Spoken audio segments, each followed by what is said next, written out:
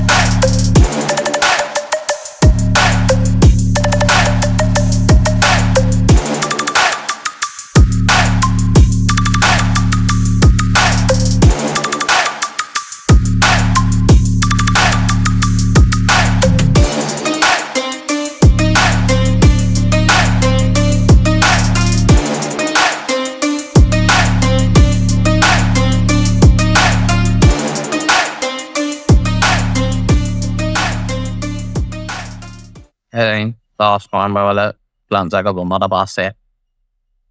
Kaa huono vedeitä vaan bässa. Itin että mä kataan vähän huono vede hitua taralli sinne. Ei mä kataan vuot apinni lankaavini. Onko tää uni? Omari olemme pitänyt aina melua. Wahana jati ko jawab belu FB15 110 ඔයාගේ වහන කොටක් බැලුවා. ඔව් මන් දාන්නවා. මම කලින් video වලත් කිව්වා වාහනයක් කොහොම හරි හොයා ගන්නවා කියලා. තව කාර් එකක් ගේන්නත් ඕනේ. ඉතින් කාර් එකක් ගේන්න hunt කරන්න ඕනේ.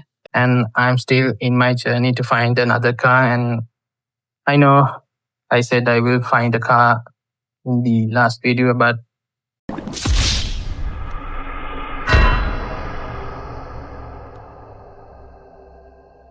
ඔව් මන් දාන්නවා. හැබැයි ඉතින් මොකද තමයි වුනේ එන්ට. හැබැයි කොහොම හරි වාහනයක් ගෙනවා. අපි දැන් මේ වීඩියෝ කරන යනවා. ඉතින් කාර් එක ගැන කියනවා නම් මේක KE72 නැත්නම් E72 එන මොඩල් එකේ එන wagon එක. නැත්නම් අපේ භාෂාවෙන් කියනවා නම් DX wagon එක. මේක මට හම්බුනේ ඇත්තටම unexpected විදිහට Facebook එකේ මම ගරුප්ස් කීපයකම මේ දවස් ටිකේ වාහන බල හිටිය. ඉතින් DX wagon ගරුප්ස් දෙයක් තිබ්බ. ඉතින් ඒ දෙකට ජොයින් වෙලා මම ඉතින් එක වාහන බල හිටිය. ඉතින් ඒ බල හිටි තමයි මට මේක හම්බුනේ. පෝස්ට් එකක් දාලා තිබ්බ කායක විකුණන්න දාලා තිබ්බ වෙලේ. ඉතින් දැක්ක ගමන් තේරුණා මේක ඔරිජිනල් කන්ඩිෂන් කාර් එකක් කියලා. පස්සේ කෝල් එකක් දාලා විස්තර අහලා අතන බලන් ගියාම කියවල් ළඟ තිබ්බේ. ඉතින් මම 29 වෙනිදා තමයි දෙසැම්බර් 29 වෙනිදා තමයි වාහනේ බලන් ගියේ. ඉතින් දැක්ක ගමන් ඇත්තටම හිත ඇදිලා ගියා වාහනේ මොකද තිබ්බ කන්ඩිෂන් එකත් එක්ක. ඉතින් වාහනේ වටේම කරකිලා බොඩි කන්ඩිෂන්ස් ටික පොඩ්ඩක් බැලුවා මුලින් කොහොමද කියලා. ඇත්තටම මාරම සතුටුයි මේ වගේ කාර් එකක් ඇත්තටම දකින්න හරි හම්බෙච්ච එක. يعني මෙච්චරටම පරිස්සම් කරලා. මොකද මං එහෙම කියන්නේ මම ඇත්තටම DX wagon කීපයකුත් බලන්න ගියා. ඇත්තටම ගොඩක් වාහනවල කන්ඩිෂන් එක කාලෙත් එක්ක සමහර ඒවා තියෙන්න ඕන විදිහට තියෙන, සමහර ඒවා ඉතින් මොඩිෆයි කරලා ටිකක් විනාශ වෙලා වගේ තියෙන වාහන තමයි ගොඩක් තියෙන්නේ. ඉතින් ඒ වගේ වෙලාවක මේ වගේ වාහනයක් හම්බෙනවා හරි දකින්න හම්බෙනවා හරි කියන එක ඇත්තටම ලොකු සැටිස්ෆැක්ෂන් එකක්. ඉතින් වාහනේ බලුවම බොඩි කන්ඩිෂන්ස් ටික ඇත්තටම පේන්ට් එක අතරම කරලා තියෙන මුලින් පේන්ට් එක හැබැයි පොඩි පැචස් වගේක් තියෙන ඒක කරගන්න ඕනේ. හැබැයි wheel Wales overall body structure එක ගත්තාම වාහනේ මාරම පරිස්සමෙන් පාවිච්චි කරලා කියලා තියෙන එක හොඳට ඔළුවට යනවා. ඉතින් ඒක තවත් ප්‍රූව් වෙන දෙයක් තමයි මේ ඉන්ටීරියර් එක. ඉතින් 80 ගණන් වල වාහනයක් කිව්වට ඉන්ටීරියර් එක සාමාන්‍යයෙන් කිලෝමීටර් 5000ක් 6000ක් 10000ක් වගේ පාවිච්චි කරලා වගේ ඒ තරමට තියෙන වාහනයක කන්ඩිෂන් එක විදිහටම තියනවා කියලා කියන්න පුළුවන්.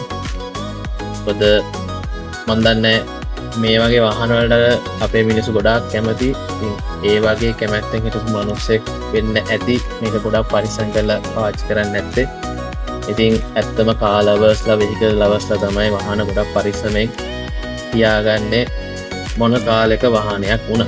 ඉතින් සාමාන්‍යයෙන් DX Wagon එක බලන්න ඕන දේවල් ටික මම බැලුවා. PV හැම බැලුවා. ඊට පස්සේ පොඩි එකේ රෝද අතර රෝද ඇතුල් වල පිරුම් තියෙනවද කියලා බැලුවා. ඉතින් කියන්න ඕන දෙයක් තමයි වහල්. ඉතින් DX Wagon වල වහලේ කන්ඩිෂන් එක ගොඩක් අමාරුයි. මොකක් හරි වුණොත් ආයි පිටතෙන් තත්ත්වයට ගන්න. ඉතින් ලකීලි මේ කාර් එකේ වහලේ මුකුත්ම වෙලා නැහැ. ඉතින් මට ඔයගලන්ට ඒක නිසා පෙන්වන්න පුළුවන් වාහනේ කන්ඩිෂන් එක, වහලේ කන්ඩිෂන් එක. ඔයාලා වාහනයක් ගද්දි මේ වගේ තමයි ඇත්තටම තියෙන්න ඕනේ.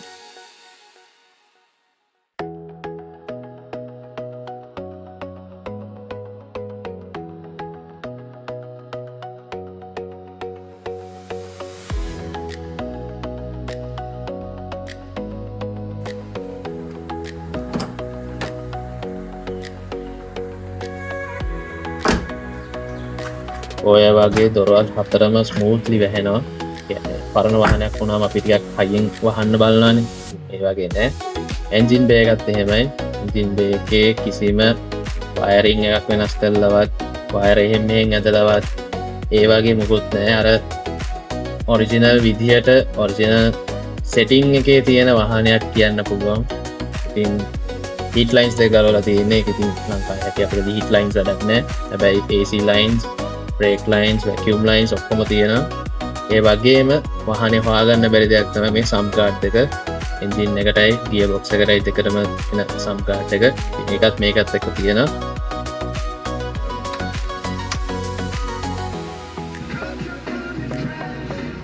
රේඩියෝ එකත් වැඩ. ඉතින් පල්ලෙහා ස්පීකර් දෙකත් වැඩ. මේක ඇත්තටම මාරම සතුටක්.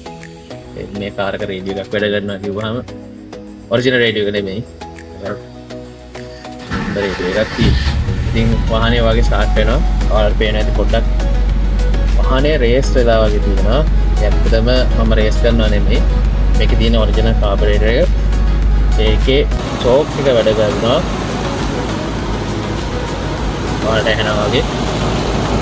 මොනවා වගේ අයිඩල් එකට වෝම් අප් වුණාට පස්සේ එයාම ස්පීඩ් එක අඩු කරනවා. ඉතින් මේක ගොඩක් කාබරේටර් වාහනවල තියෙන ඔප්ෂන් එකක්. හැබැයි ගොඩක් දැන් තියෙන වාහනවල මේක වැඩ කරන්නේ හරි අඩුවෙන්, දකින්නත් නැති තරම්. ඒක අපි ගොඩක් අය රූප්සලෙම දාන්නේ දෙයට කාබරේටර් වාහන ස්ටාර්ට් කරන්න අමාරුයි. හැබැයි මේ වගේ ඔප්ෂන් එකක් බැටරි එකම දීලා තිබිලා තියෙනවා. ඉතින් එන්ජින් එකත් ඇත්තටම හොඳ හෙල්ති එකකට තියෙනවා. ඔයාලා දැක්කා වගේ පොඩි ෆ්ලෝ බයි එකක් තියෙන. හැබැයි ඔයිල් එකට ගහන්නවත් එහෙම මුකුත් නැහැ. එන්ජින් එකේ සවුන්ඩ් එකත් හොඳයි. ඔයාලා පේනවා ඇති සයිලන්සර් එක නැගින් යනවාදී